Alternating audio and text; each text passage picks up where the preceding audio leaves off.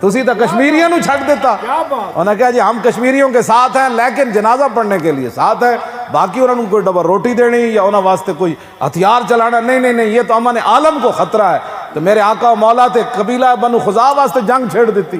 فتح مکہ ہی تاں ہویا قبیلہ بنو خزاع دی وجہ تو ہے. قبیلہ بنو خزاع نال انہاں حضور نے حلیف بنے صلح حدیبیہ دے موقع تے. اے اوتھے ہویا سی بھئی جڑے تواڈے نال رہنا چاہندے تواڈے نال رہن, جڑے ساڈے نال. تے قبیلہ خزاع والے نے کہا سی اسی حضور تواڈے حلیف ہاں, تواڈے ابا و اجداد نال بھی ساڈا اس طرح تعلق رہا. او حضور نال کھڑے ہو گئے. تے انہاں نے غنڈہ گردی کیتی, انہاں تے راتی حملہ کر دیتا. او حرم وچ نسے تے حرم شریف وچ جا کے مکے چ حضور تے اجے مکہ فتح نہیں ہویا. ادھی راتی انہاں دا ایک جناب راجس انہیں رجز پڑھیا, انہیں کیا حضور ویکھو ساڈے نال کی بن گئی, اے ساڈے تے حملہ کر دیتا, حرم وچ بھی نہ ساڈے بندے قتل کر دیتے, حضور ساڈی مدد کرو.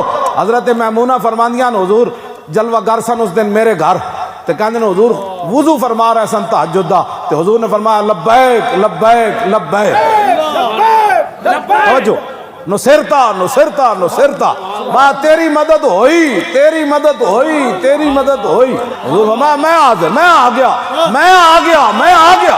اتشار آگ کٹی جا رہی, تھے کہندے نہیں جی ہم آپ کے ساتھ ہیں. ہاں جی ہم آپ کے ساتھ ہیں. کیسے ساتھ ہیں؟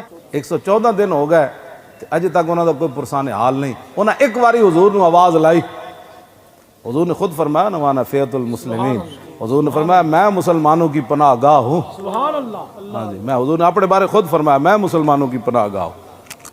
اسی حضور دی بارگاہ وچ عرض کرنے حضور کشمیری مسلمانوں دی مدد فرماؤ, سارے مظلوماں دی مدد, برما دی مدد فرماؤ یا رسول اللہ. اپنی امت دے خصوصی نگاہ فرماؤ, انہاں دی خطاواں معاف فرماؤ.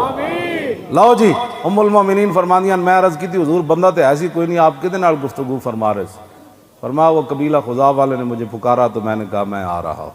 کیا بات, ایسے پکار دی وجہ تو مکہ فتح ہویا سی. حضور 10,000 دا لشکر لے کے تشریف لے, فرمایا میں آ رہا ہوں.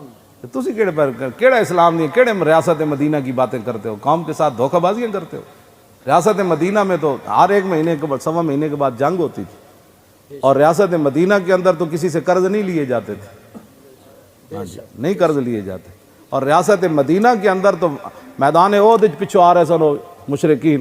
تو حضور نے فرمایا کون آ رہا ہے؟ انہوں نے کہا جی مدد واسطے آ رہا ہے. فرمایا نہیں ہمیں مشرک کی مدد کی کوئی ضرورت نہیں, واپس چلے جاؤ. دولت اغیار را رحمت شمرد اور رقصہ گرد کلیسا کرد و مرد. اقبال کہتا ہے یہ غیروں کی دولت کو اللہ کی رحمت سمجھتا ہے, پھر کلیسوں کے درمیان رقص کرتے کرتے اپنا ایمان اور جان سارا کچھ ہی دے دیتا ہے.